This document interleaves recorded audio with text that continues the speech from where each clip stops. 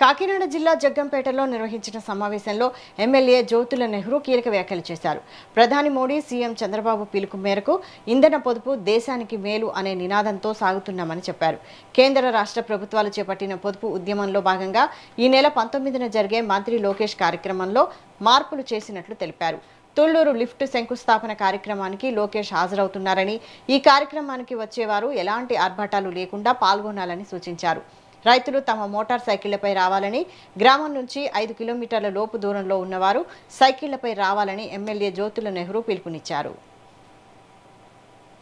రైతులతోటి ముచ్చడించడం, వాళ్ళ కష్టనష్టాలు తెలుసుకోవడం, దాని మీద ప్రభుత్వం చేయాల్సినటువంటి విషయాల మీద కూడా ఒక అవగాహన కల్పించుకోవడానికి రైతులతోటి మమేకమయ్యే కార్యక్రమాన్ని పెట్టి, అది అయిన తర్వాత డైరెక్ట్గా ఏదైతే గత 6 సంవత్సరాలుగా మరుగున పడిపోయిందో తాళ్ళూరు ఎత్తిపోతల పథకం, దాన్ని వేళ 52 కోట్లు ప్రభుత్వం శాంక్షన్ ఇచ్చి టెండర్లు పిలిపించి పనులు కూడా మొదలెడుతున్నటువంటి తరుణంలో లోకేష్ గారి యొక్క సహర్నస్తాలతోటి శంకుస్థాపన చేయాలి అని చెప్పేసి రైతులు కానీ మేము కానీ ఆలోచన చేయడం, దానికి ఆయన ఆమోదం తెలిపి ఈ కార్యక్రమానికి రావడం జరిగింది.